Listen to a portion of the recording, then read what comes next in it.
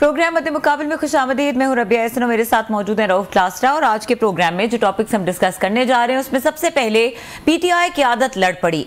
इस्लामाबाद जलसे में नाकामी के बाद मौजूदा क़यादत संगीन इल्जामात की जद में, कारकुनान बिफर गए। लंदन में शेर अफजल मरवत का बानी पीटीआई के हवाले से बयान उनके गले पड़ गया। बड़ी मज़ाहमत का सामना। पार्टी में ग्रुप बंदी, खान की रिहाई की राह में कितनी रुकावट है, इसके ऊपर बात करेंगे। इसके अलावा बात करेंगे बिजली तकसीमकार कंपनीज का जुल्म जारी। जून के महीने में इजाफी बिलिंग करके लाखों सार्फिन से अरबों रुपए लूट लिए। प्रोटेक्टेड सार्फिन रगड़े गए, आम आदमी पिस गया, कारोबारी तबका जहनी अजियत का शिकार। वजीर आजम ने नोटिस ले लिया, FIA को तहकीकात का हुक्म। वजीर दाखिला की हिदायत पर FIA भी इन एक्शन। माजी में तकसीमकार कंपनीज किस तरह लूट मार में मुलविस रहीं, इसके ऊपर बात करेंगे। इसके अलावा बात करेंगे साबिक वजीर आजम शाहिद खाकान अब्बासी ने नई सियासी जमात अवाम पाकिस्तान पार्टी की बुनियाद रख दी। शाहिद खाकान अब्बासी समेत कई पुराने सियासतदानों की शमूलियत नई पार्टी नून लीग, PTI और बाकी पुरानी जमातों का मुकाबला कैसे करेगी? क्या नया मंशूर होगा? अवाम में कितनी पजीराई मिल सकेगी? पार्टी के पहले इजलास की एक्सक्लूसिव डिटेल्स क्लासेस आपकी ज़बानी सुनेंगे और प्रोग्राम का बाकायदा आगाज़ करते हैं। क्लास साहब, ये जो तमाम टॉपिक्स हैं जो आज हम डिस्कस करने जा रहे हैं इंपॉर्टेंट है, लेकिन इसमें जो PTI के मामलात हैं वो काफ़ी कंफ्यूजिंग से हैं, क्योंकि बड़े अरसे के बाद इनका पंजाब साइड पे कोई ये इस तरह का पावर शो होने जा रहा था या एहतजाज या प्रोटेस्ट, और तरनौल में ये होना था तो एक एक्सपेक्टेशंस बहुत ज़्यादा थी। कुछ लीडरशिप के भी बयान आ रहे थे कि ज़रूरी है कि सड़कों पे निकला जाए, ज़रूरी है कि पावर दिखाई जाए। फिर ये सैटरडे को होना था, NOC भी मिल गया, फिर NOC भी मनसूख हो गया, जलसा भी नहीं हुआ। ये क्या हुआ? क़यादत एक पेज पर नहीं है या मसला क्या है? ये बड़ा अहम सवाल था और मेरा ख्याल है इनके लिए, PTI के लिए बड़ा ज़रूरी भी था ये जलसा करना। एक साइकोलॉजिकल जो बैरियर थी कि शायद पंजाब में ये जलसा नहीं कर पा रहे, और इस पर इमरान खान साहब भी नाराज़ थे और इमरान खान साहब के फैमिली मेम्बर्स भी नाराज़ थे।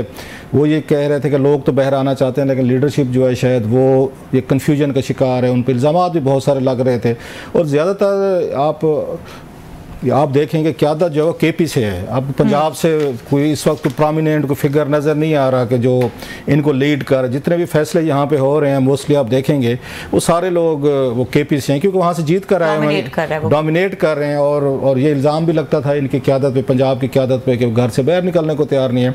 और खान साहब ये उनका इसरार था बार बार कि जब तक पंजाब से लोग बाहर नहीं निकलेंगे, कोई बहुत बड़ा जलसा नहीं होगा, तो शायद हुकूमत पे या एस्टेब्लिशमेंट पे किसी पे कोई दबाव नहीं पड़ेगा। सो उनके लिए डू और डाई वाला केस था और खान साहब को बड़ी उम्मीदें थी इससे जलसे से। और इसकी अगर दो चार इसकी रीज़न्स हैं।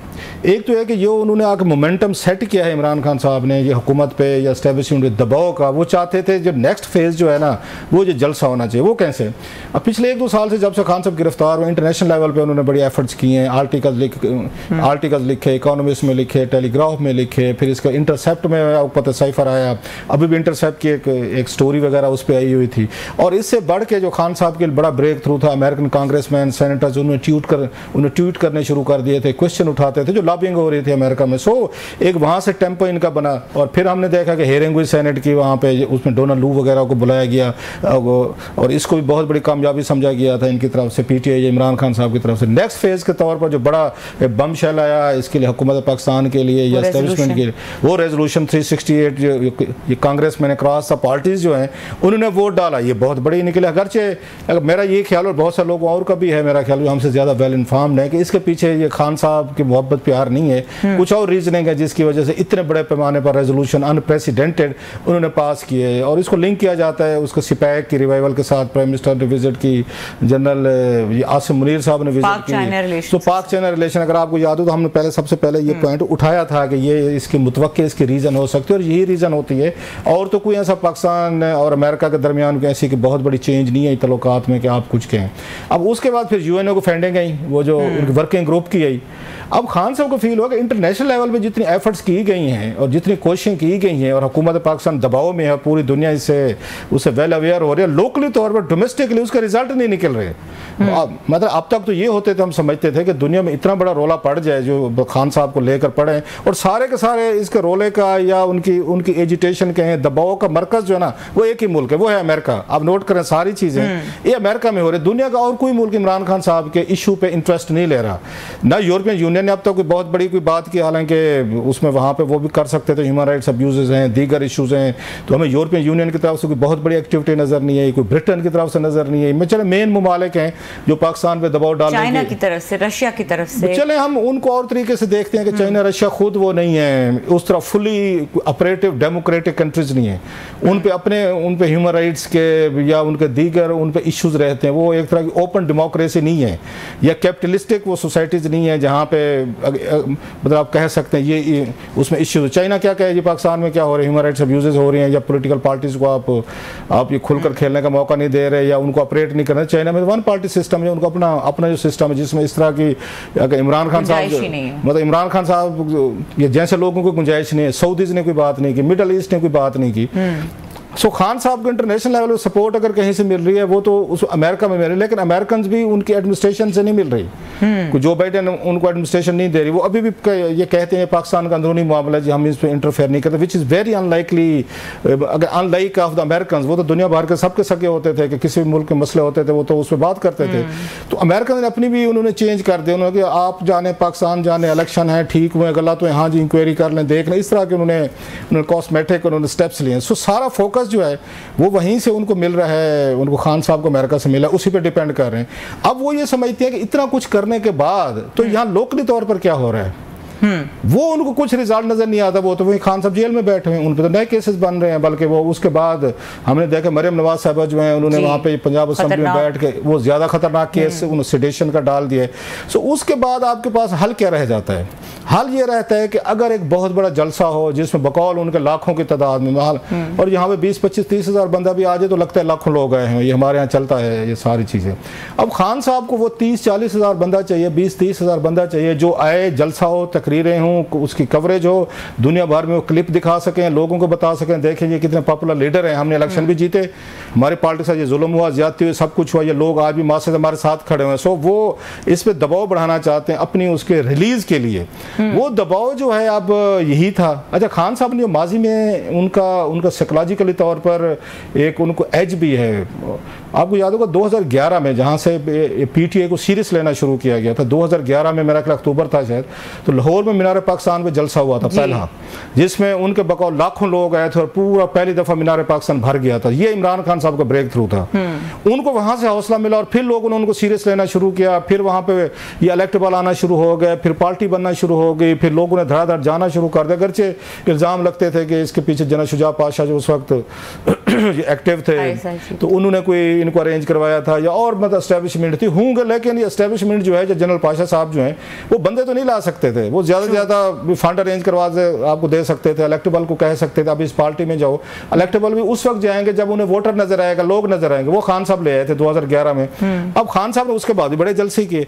उन्हें ये लगता है कि एक बड़ा जलसा अगर हो गया तो शायद एस्टेब्लिशमेंट और ऑलरेडी इतना मैंने इन पे दबाव डाला हुआ है तो ये शायद कोई मुझे डील देने पे या मुझे रिहा करने पे या बहर लाने पे तैयार हो जाएंगे। ये इसका बैकग्राउंड है। अच्छा साहब, ये तो आपने बहुत अच्छे से एक्सप्लेन किया है, लेकिन यहाँ पे भी दो तरह की जो ओपिनियंस है वो प्रिवेल कर रही हैं। एक ओपिनियन ये सामने आ रही है कि खान साहब खुद कन्विंस नहीं है कि अभी इस वक्त एहतजाज किया जाए, और ये कुछ जो जिम्मेदार लीडरशिप है उसकी तरफ से इस तरह के सिग्नल्स मिल रहे हैं। एक तरफ से ये बात आ रही है कि लीडरशिप जो है वो नहीं होने दे रही।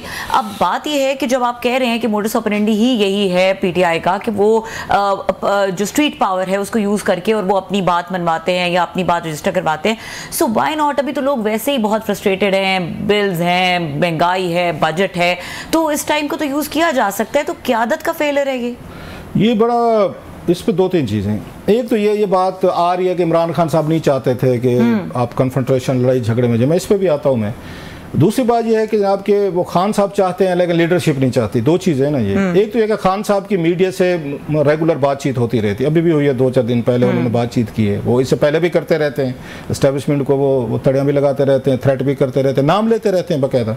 सो खान साहब को ये कहने में कितनी देर लगनी थी, वो मीडिया की बात कह देते कि जी मैं करना चाहता हूँ, मैं ये कॉल देना चाहता हूँ, लेकिन मेरी लीडरशिप जो है ना ये नहीं करना चाह रही। वो इस पर पहले भी कमेंट करते रहते, उन्हें किसी रोका तो नहीं है। खान साहब ने इस मामले में कोई कमेंट नहीं किया अभी तक, आप देखें। और दूसरी बात कि माजी में एजिटेशन की कॉल खान साहब ने भी दी हुई है कि जुमे वाले दिन आपने ये करना है, आप वर्कर बाहर निकले, हर जिले से निकले, चीज़ें 2-4 दफ़ा वो कर चुके हैं जेल से, ये उन्होंने खुद बात भी की हुई है। उस पर भी वर्कर बाहर नहीं निकला, वो बाहर नहीं आया। सो खान साहब को वो भी एक दबाव है कि वर्कर इस वक्त बाहर नहीं आ रहा। अब वर्कर क्यों नहीं बाहर आ रहा? 9 मई के जो वाकयात हुए, जिस तरह के रिएक्शन आया है एस्टेब्लिशमेंट की तरफ से, गिरफ्तार हैं लोगों के घरों में पुलिस घुस गई, उठा लिया, मार तोड़, मतलब बहुत सारी ह्यूमन राइट्स अब्यूजेज हुई हैं, केसेस हुए हैं, लोग बेचारे घरों से भाग गए, फिर उन्हें जियो फेंसिंग करके बड़ी तादाद में लोगों को पुलिस ने पकड़ लिया। कि इवन को गुजर भी रहा था वहाँ से कोर कमांडर हाउस के करीब से, तो उसको भी उन्होंने बुला के थाने वालों ने उनकी ऐसी तैसी कर दी, बेचारे लोगों से जुल्म ज्यादतियाँ भी हुई हैं।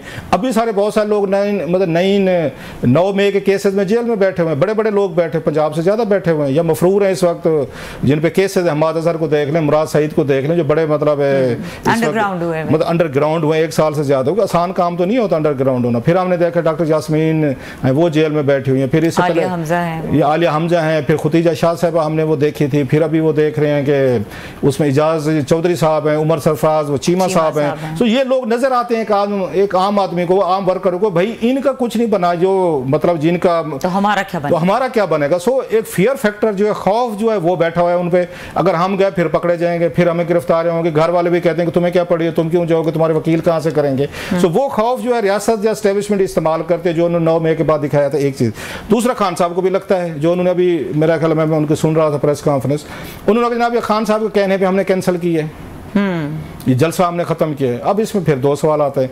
एक तो एस्टेब्लिशमेंट से सॉरी ये इस्लामाबाद की इनसे एडमिनिस्ट्रेशन से पूछना बनता है कि एक लीगल तरीके से उन्होंने आपको एप्लीकेशन दी, आपसे रिक्वेस्ट की इन द लाइन ऑफ एक लॉ एंड जस्टिस, आपने उनको इजाज़त दे दी। इजाज़त देने के बाद जब अरेंजमेंट्स उन्होंने किए, लोगों को बुलाना कहना कराना शुरू किया, आपने रातों रात उनके कैंप उखाड़ दिया, जी हमने ये NOC कैंसिल कर दिया क्योंकि मुहर्रम का महीना आ गया है, प्लस वहाँ पर अखबान रहते हैं, फलां भला चीज़ें। तो आप जो लोग बैठे हुए हैं यहाँ पर, चीफ कमिश्नर साहब, डिप्टी कमिश्नर साहब, इतना भी आपको नहीं पता है कि जनाब कि ये इस्लामाबाद छोटा सा 24 किलोमीटर का शहर है, आपको नहीं पता कौन कौन सी पॉकेट में कहाँ पे के लोग हैं, सेंसिटिव एरिया है, लॉ एंड ऑर्डर हो सकते हैं। ये बस बहाने होते हैं सारे कि आपने लॉ एंड ऑर्डर का बहाना बनाना है।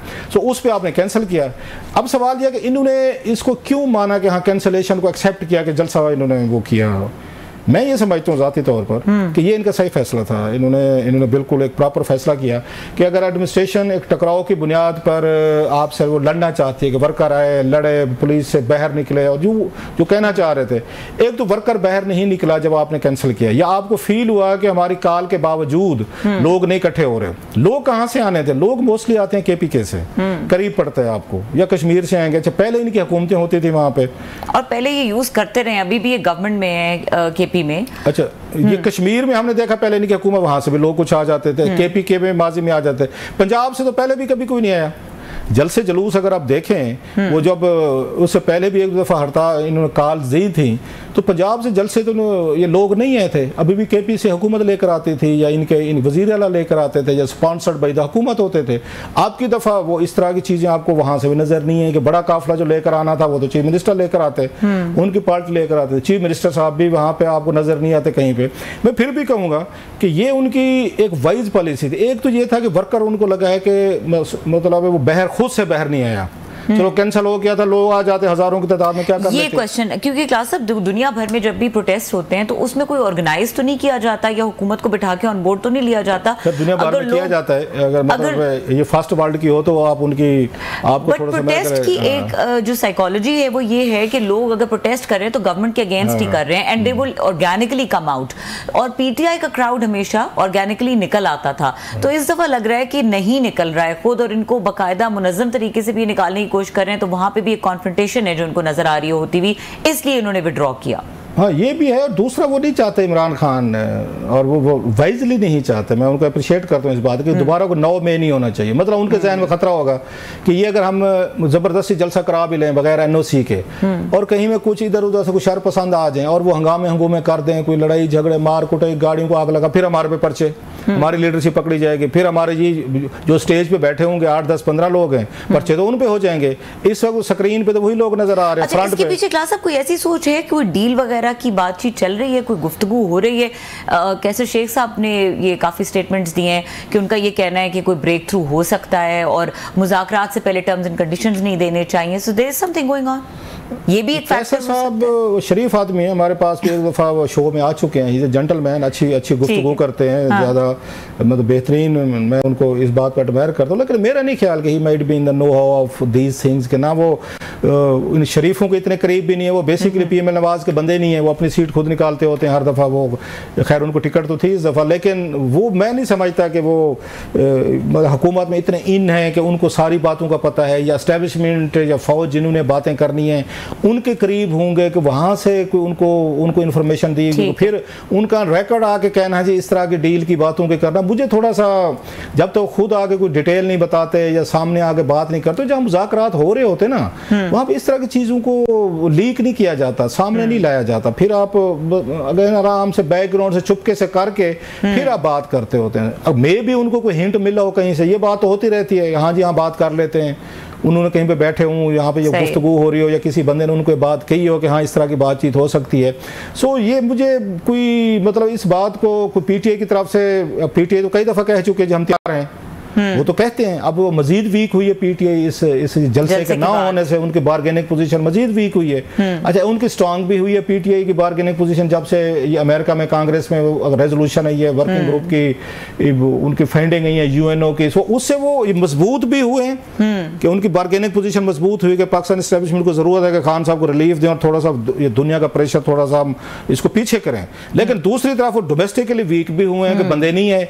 सो मुझे आई डोंट नो, मेरे पास कोई इसकी खबर नहीं है, लेकिन इंडिकेशंस यही हैं कि अभी तक कोई ऐसी कोई बात किसी मतलब मैं वो कहते हैं ना उसमें नो डिसरिस्पेक्ट टू कैसर साहब, लेकिन कैसर साहब उस प्रोफाइल के में फिट नहीं हो रहे कि जो बंदा इसके डील्स की या इन चीज़ों का पता हो या जिसको अथराइज किया जाए कि आप जाएं टीवी पे ये बात कह दें। बहरहाल आने वाले दिनों में देखते हैं कि इसमें से क्या निकलता है। ठीक है क्लास, अब ब्रेक का वक्त हो रहा है, ब्रेक के बाद डिस्कस करेंगे बिजली के हवाले से, क्योंकि जून के महीने में जो बिजली के बिल्स ने हाल किया है लोगों का और जो ओवर बिलिंग का मामला है जिसका नोटिस भी ले लिया है प्राइम मिनिस्टर ने, उसके ऊपर बात करेंगे। इस ब्रेक के बाद हमारे साथ रहिए।